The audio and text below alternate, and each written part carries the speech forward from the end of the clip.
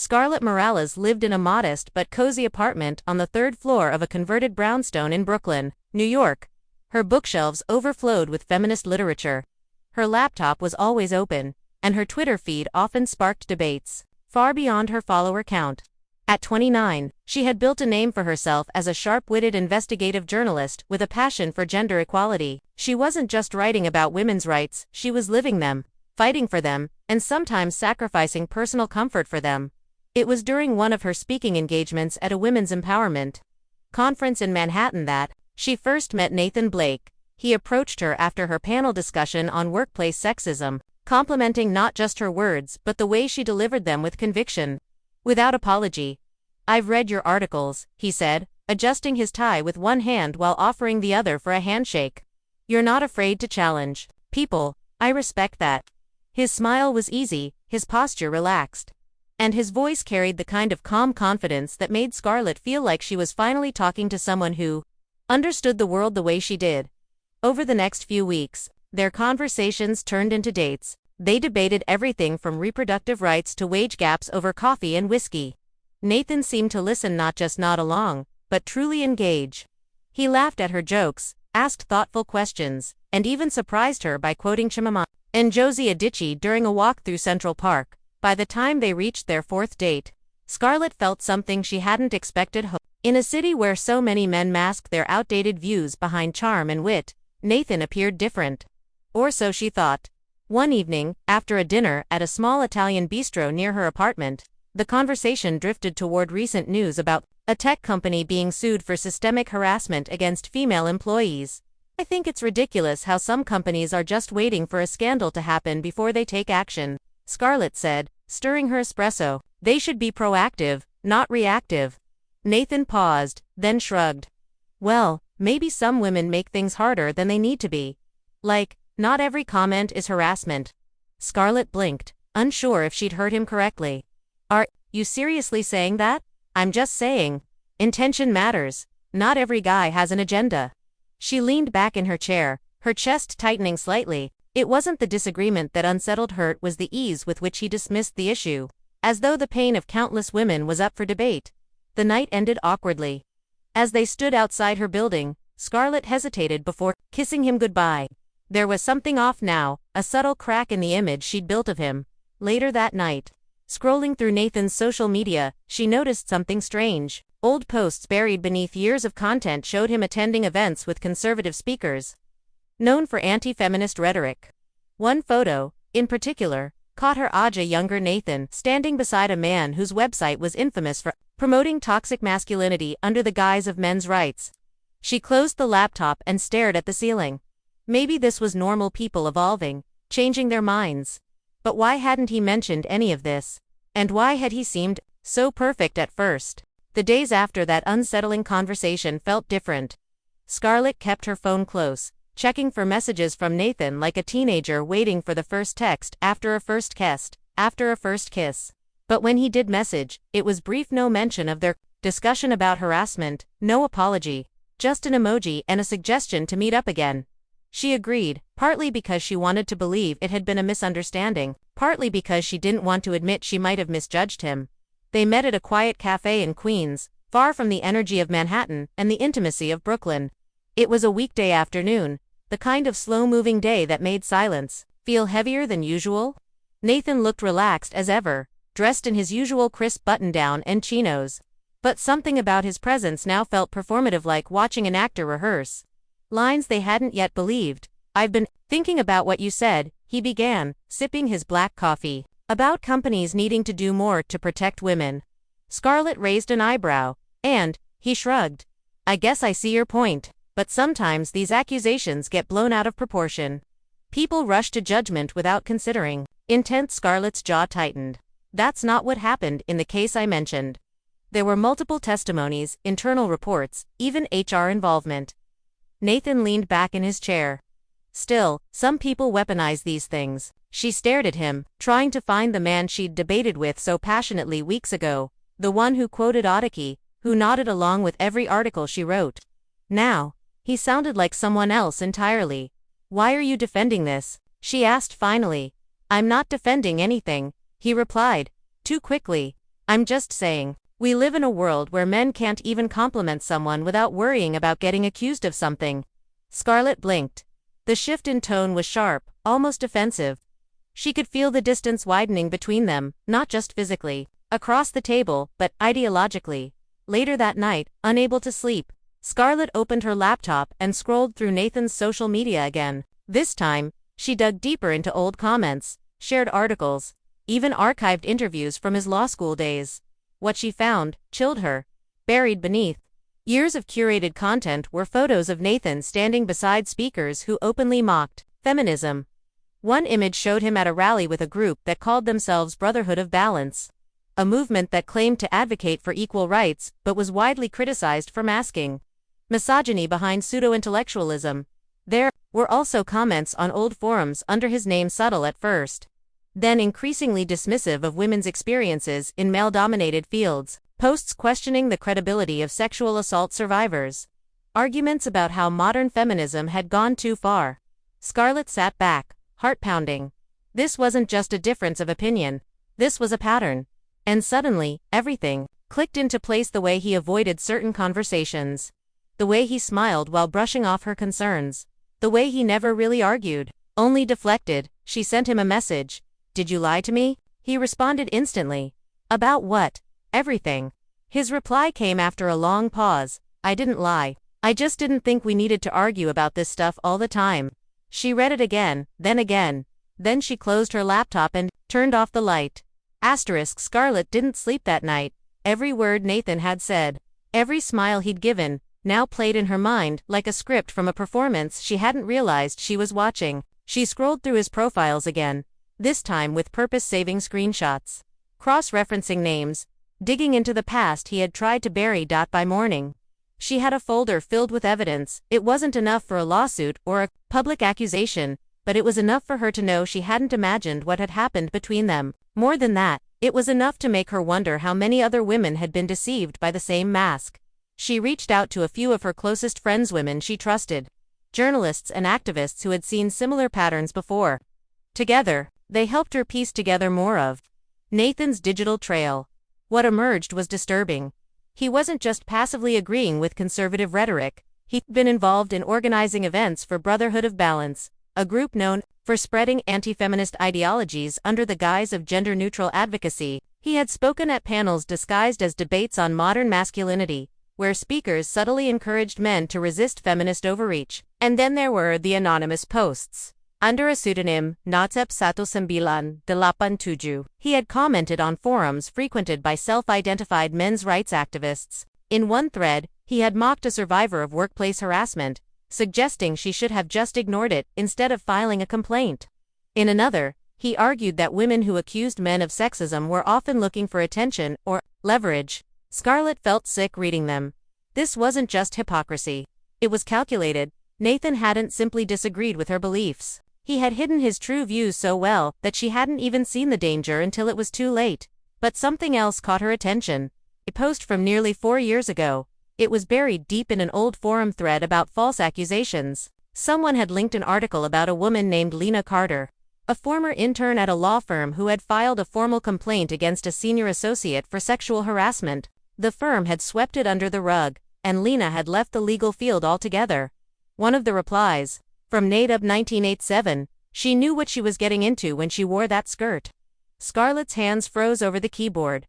She looked up Lena Carter and found a LinkedIn profile, outdated but real. And something else, a short interview Lena had done with a feminist blog 2 years ago, talking about her experience being silenced after reporting harassment. Scarlett copied the link and saved it. She didn't know why yet, but she had a feeling this wasn't the end of the story. Scarlett sat alone in her apartment, surrounded by open browser tabs, notes scribbled on sticky pads, and a half-empty mug of cold coffee. The weight of what she had uncovered about Nathan was heavier than she'd expected. It wasn't just that he had lied to her, it was that he had been lying to so many others for so long. She wanted to publish everything, but when she reached out to editors at major publications, the response was lukewarm at best. Some praised her research but warned that without first-hand testimonies or legal consequences, the story wouldn't hold up. Others didn't respond at all. "You're going after someone with connections," one editor finally told her off the record. Be careful. The warning stuck with her. She had spent years writing about powerful men who abused their influence.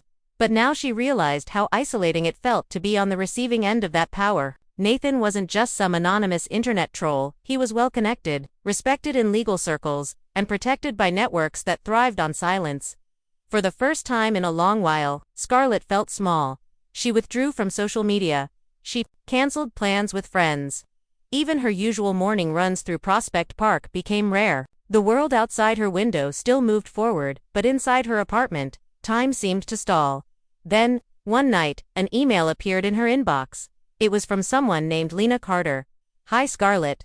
I saw your article on workplace harassment last year, and I've been following your work since. Someone sent me a link to your recent investigation into Nathan Blake. I think I might have something you need. Scarlett's heart pounded as she read the message again. Attached was a PDF. A copy of Lena's internal complaint from the law firm, where she had interned. It detailed multiple incidents involving Nathan comments about her appearance, inappropriate jokes during private meetings, and a final incident where he had cornered her in his office after hours. He said, "No, not every girl gets this kind of personal attention," Lena had written. I laughed nervously because I didn't know what else to do. Then he touched my arm. I left immediately. I never came back. Scarlett stared at the screen, her breath shallow. This was more than a clue. This was proof, she replied instantly. That weekend, they met at a quiet bookstore cafe in Harlem. Lena was older than Scarlett, mid-30s, with sharp eyes and a guarded smile. She wore a simple blazer and kept her voice low, even though no one around them seemed to be listening. I thought I could forget about him, Lena said, stirring her tea. I tried, but when I saw your name pop up in a forwarded message from someone I used to work with, I knew it was time. Scarlett nodded. Why didn't you come forward sooner? Lena gave a bitter laugh. Because people like Nathan don't get punished. They get promoted. Silence stretched between them. Then Scarlett leaned forward. What if we do something about it now? Lena studied her for a moment, then smiled, not with humor, but with something quieter.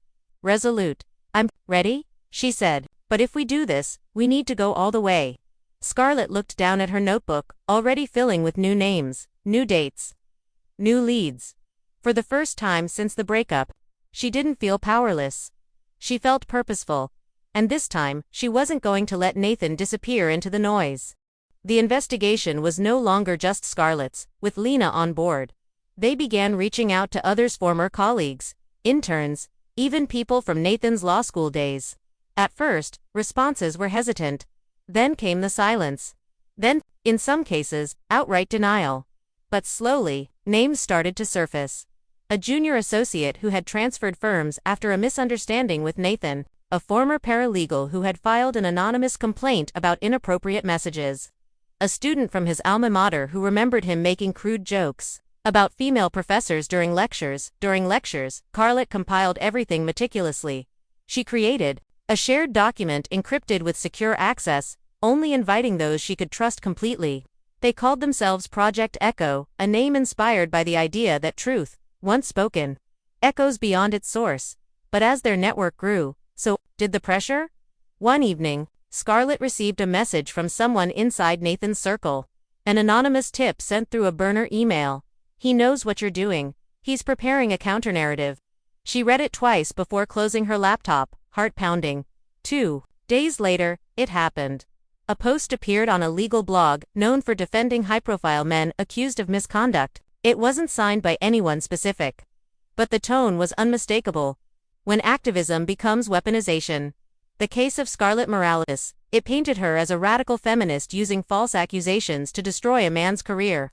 It referenced her articles, twisted quotes, and framed her investigation as a vendetta disguised as journalism. At the end of the piece, there was a quote attributed to an unnamed colleague. She's not interested in justice. She's interested in headlines. Scarlett stared at the screen, stunned. Someone in Project Echo had betrayed them. She immediately locked down the shared document and messaged everyone individually, only to respond it right away. Lena and another woman named Maya, a former intern, who had worked at the same firm as Nathan years ago. I didn't say anything, Maya wrote, but I think I know who did. It was Daniel, the youngest member of their group. He had joined early on, eager and vocal about supporting women's rights. But now, he was silent. His social media had gone private. His phone was off. Scarlett felt a cold wave of betrayal. Nathan hadn't just been watching, he had infiltrated. And worse, he had used Daniel to flip the narrative. That night, Scarlett sat across from Lena in a dimly lit bar near the Hudson River. "We can't let this stop us," Lena said firmly. "If anything, it proves how deep this goes." Scarlett looked at her, exhausted but determined. "What if we're not strong enough?" Lena reached across the table and placed a hand over hers. "We don't have to be strong alone," she said. "We just have to be louder." Scarlett nodded slowly. The next morning, she published a response. Not a rebuttal, not a defense, but a call to action. "If you've been silenced by Nathan Blake, speak now." She posted it on her personal blog and shared it across trusted networks. Within hours, more messages poured in. Some were from women who had never told anyone what happened. Others were from male allies willing to testify against Nathan's behavior. One message stood out. It was from someone unexpected. "I used to believe what he believed. I was one of them. But I'm ready to talk." The sender's name, Ethan Reyes, a former close friend of Nathan's, and one of the founding members of Brotherhood of Balance. Scarlett stared at the screen.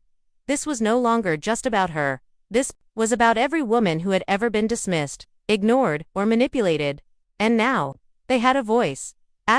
Scarlett stood backstage at the National Forum on Gender Equity, her heart pounding beneath the black blazer she had chosen carefully, but not stiff, strong but not aggressive. She knew how every detail would be scrutinized. The auditorium was full. Hundreds of people filled the rows: activists, journalists, survivors, students, and even lawmakers. It was the kind of stage she had always dreamed of speaking from, back when she believed that truth alone could change the world. Now, she knew better. Truth needed a voice, a platform, and most importantly, protection. She adjusted the microphone as the moderator introduced her. "Next, we welcome investigative journalist Scarlett Morales, whose recent expose has sparked national conversations about systemic misogyny in professional spaces." Applause rose like a wave. Scarlett stepped forward. She looked out at the crowd and spotted Lena sitting near the front, arms crossed, eyes steady. Beside her was Maya. Then another woman, someone who had come forward only last week after reading Scarlett's call to action, and behind them all, standing quietly near the exit, was Ethan Reyes. He had arrived 2 days ago, bringing with him documents, emails, and testimonies from inside Brotherhood of Balance. He had been one of Nathan's closest allies, one of the architects of the group's messaging strategy, but now, he was ready to dismantle it. Scarlett took a breath. "This isn't just my story," she began. "This is the story of women who were told their experiences didn't matter, of men who protected each other instead of protecting us, and of systems that allowed this to continue for far too long." She paused, scanning the room. "I dated a man named Nathan Blake. At first, I thought he was different. He seemed to understand what equality meant, not just in theory, but in practice. But over time, I saw cracks in his mask. Then, eventually, the mask fell entirely." Murmurs rippled through the audience. "What I uncovered wasn't just a personal betrayal," she continued. "It was part of a pattern, one that stretches beyond one man, one city, or one profession. This is about how misogyny hides in plain sight, disguised as debate, wrapped in charm, and protected by silence." She clicked a remote, and a screen behind her lit up with screenshots, names, and timelines. "For too long, women have been asked to prove harassment, abuse, and discrimination in ways no one else ever has to. We've been told to stay quiet, to avoid confrontation, to protect reputations instead of ourselves." Her voice grew firmer. "Well, today, I'm choosing confrontation." Gasps, then applause. Scarlett continued, detailing Nathan's involvement with Brotherhood of Balance, his history of silencing women, and the coordinated effort to discredit her investigation. Ethan stepped forward to confirm everything and more. By the end of the session, the room was buzzing. Reporters rushed to file stories. Survivors exchanged contact info. Organizers approached Scarlett with offers to collaborate on policy changes. But the real moment came later. That night, Scarlett sat alone in her apartment, scrolling through Twitter. Headlines were already appearing. Prominent attorney Nathan Blake under investigation. Following allegations inside the hidden network of anti-feminist men's groups, Scarlett Morales speaks out. "We're not asking for special treatments, justice then." An email notification. Subject: I believe you. The message was short. I used to think people like me were the victims. I was wrong. Thank you for making me see that. Ethan Reyes Scarlett closed her laptop. For the first time since it all began, she felt something close to peace. Not because justice had been fully served, because it hadn't. Nathan had disappeared from public view, but he hadn't faced legal consequences yet. Some doors remained closed, some wounds still fresh, but the fire had been lit, and it wouldn't be extinguished.